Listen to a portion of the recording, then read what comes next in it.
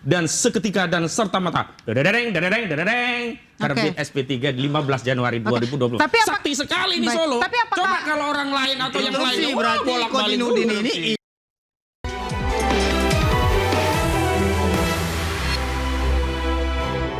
kembali diinterupsi, pemirsa, saya ke Bang Kozi. Bang Kozi, bagaimana Anda melihat ini sebagai intervensi kekuasaan, sementara dari pihak Jokowi saja mengatakan ini adalah sisi kemanusiaan dari seorang Joko Widodo? Ya, sesuai dengan kronologis yang disampaikan Bang Egy Sujana bahwa dirinya menyatakan tegas tidak meminta maaf, dia komplain tentang statusnya sebagai tersangka, dia advokat, dia semestinya dalam menjalankan profesinya memiliki kekebalan hukum baik di dalam maupun di luar pengadilan. Lalu dia minta agar Jokowi perintahkan Kapolri, perintahkan Kapolda, perintahkan Direktur Tindak Pidana Umum terbitkan SP3 dan cabut cekal. Dan itu ternyata ada buktinya? Ada, pernyataannya ada. Dan kemudian ternyata itu yang di follow up. Dan di sana juga sudah ada polisi dan pengakuan dari Damai Hari Lubis. Di sana ada 5, tapi tidak tahu mana yang dipanggil oleh Joko Widodo, oleh Kompol Sarip. Lalu dijelaskan 2 orang, 2 nama yang masuk. Saat itu siapa? Iman yang dimaksud Kombes Iman Imanuddin. Yang kedua ada Rosadi, saya nggak tahu pangkatnya apa. Dan 2 itulah kemudian memfollow up apa yang dititahkan oleh Raja dari Solo lah, begitulah. Dan itu yang kemudian di follow up. Lalu di follow up dengan 13 Januari keluar permohonan restoratif dan seketika dan serta-merta terbit SP3 15 Januari 2020. Sakti sekali di Solo. Coba kalau orang lain atau yang lain berarti Kozinudin ini iri dan cemburu dengan keberhasilan daripada seorang pengacara yang berhasil menyelesaikan benar, tapi di bawah kendali intervensi Solo. Itu sebentar saya mau tanya, bukan malah memperuncing masalah. Baik, Bang Kozi, apakah Anda melihat ini sebagai melihat bahwa Pak Jokowi ini mencoba untuk memecah kongsi dari tim Anda? Betul, pecah belah dan mengancam sambil diiming-imingi kalau kalian datang ke Solo akan aku beri SP3. Kira-kira Oke, begitu. baik, coba. Kenapa enggak, Bang? Silakan Bang Fitra. Ya, aku dulu ya. Oke, boleh, silakan Bang Fitra. Tumben lu persilahkan gue. Iya, enggak, maksudnya biar kita clear. Jadi gini, kita para penegak hukum ini harus tahu hukum juga ya. Bukan saya mengajari. Perdata pidana menganut mekanisme restoratif. Dimanapun itu. Gitu loh. Bahkan negara ini, dunia ini mengarah ke sana. Tapi yang menjadi persoalan tadi itu, apa sih yang diperjanjikan itu? Apa sih yang di pemaparan tadi itu gitu loh. Itu yang menjadi sekarang semacam kotak Pandora. Sebentar Bung Ade, jangan tunjuk tangan dulu. Apapun itu yang dilakukan itu, saya tetap patuh kepada surat edaran tadi. Jujur aja. Ini Anda sudah bawa ya surat edarannya ya? Saya katakan ya, ini nggak main-main loh.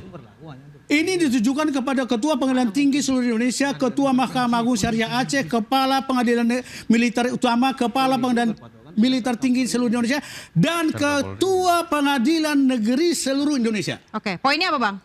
Yang tadi mekanisme disebutkan tadi, itu tadi harus jika tadi katakanlah sudah ada perdamaian ya. Kita kan biasa. Saya mediator nih. Saya mediator. Kebetulan saya mediator. Baik, coba saya dengar Pak Fitra. Itu ditujukan kepada internal Mahkamah Agung. Enggak, sebentar dulu. Bukan kepada kepolisian. Kalau kepolisian itu menggunakan perkapolrinya yang berlandaskan kepada Kitab Undang Hukum Acara Pidana. Apabila ada seorang praktisi yang menyimpulkan ranah instansi pengadilan mencampuri ranah yang ada di dalam kepolisian, berarti dia menabrak aturan yang ada di instansi masing-masing kepolisian maupun di Mahkamah Agung Republik Indonesia. Simpel saja seperti ini. Kalau seumpamanya dibilang restoratif itu salah dan cacat formil dan prosedur, sampai hari ini mereka hanya bisa melontarkan omong-omong dan pengecut tidak mengajukan gugatan terhadap SP3 tersebut. Artinya mereka menyadari bahwasanya SP3 itu sah secara hukum dan tidak bisa dibantah. SP3 sah secara hukum. Boleh dilengkapi Bang? Tadi saya katakan untuk berdamai dalam perkara pidana perdata itu bisa. Cuman ada aturannya, ini petunjuk dari Ketua Mahkamah Agung masih anyar banget. Petunjuk itu untuk di tahap pengadilan. Apabila berkas perkaranya sudah petunjuk ini Bang sifatnya koordinasi atau perintah patokan kita itu bisa digunakan di tahap penyidikan dan penyelidikan. Itu dan penuntutan. Itu surat daripada Mahkamah Agung untuk petunjuk yang kepada yang terhormat tadi, kepada siapa aja? Dengar salah satu contohnya. Ketua pengadilan. Satu kriterianya. Kita kasih kesempatan. Satu contohnya. Tindak pidana yang ancaman pidananya 5 tahun penjara dapat dilaksanakan mekanisme restoratif justice. Di atas 5 tahun dan atau? tidak dikecualikan dalam 5 pelaksanaan tahun aja bayar. sampai 5 tahun. Itu petunjuknya di 5 tahun. Petunjuknya itu Oke. kepada ketua pengadilan negeri, bukan kepada Kapolri. Oke. Itu yang harus Jadi mekanisme dipahami. demikian. Silakan Bang Kozi, silakan Bang Kozi. Petunjuk, saya bilang petunjuk. Memang itu mengikat internal pengadilan, tapi dalam rangka melayani institusi lain, diantaranya polisi. Maka ketika polisi Instruksi melakukan restoratif sudah justice, dijelaskan dia tadi. menggunakan di pengadilan, maka pengadilan harus melayani. Nah hari ini apakah ada permohonan penetapan dalam kasus ini? Kan nggak ada. Dilanggahi. Itu yang bermasalah. Itu yang saya sebut hukum di bawah kendali Solo. Saya dengarkan dulu. Terkait Baik. persoalan ini. Nah, persoalannya adalah sahkah tidak, bolehkah tidak melalui Perkapolri dilakukan restoratif justice? Bisa dijawab Bang Kozi, bisa dijawab oleh Abang Sing penting. Saya tidak menjawab itu, saya kan menjelaskan bisa dengan kuat yang lama Pertanyaannya kan bisa nggak? sepanjang. Bisa. Tapi Bang Ade jawabannya tidak bisa. Bisa atau tidak bisa, Tidak Bang? bisa. Kenapa tidak Karena bisa? kalau yang Apa alasan lama, hukumnya? Apa tentu alasan tidak hukumnya ada pasal-pasal yang menyatakan bahwa dikonversi. Perkapolri Hari ini saya terkait konfirmasi. restoratif justice tidak boleh Hari dilaksanakan? ini saya konfirmasi Dikarenakan bahwa KUHP klien kami pelarang. Tidak dipanggil ada dalam sebagai KUHP. tersangka. Jadi kita Oke. jangan, Dalam pemeriksaannya jangan sudah muncul kita Oke. hantam pasal-pasal promo yang terkait itu menjadi aturan dan bridging. perundang-undangan. Oke. Dan kasus Ya. yang terjadi itu kan sudah ada pasal Itu bridging kan? oke.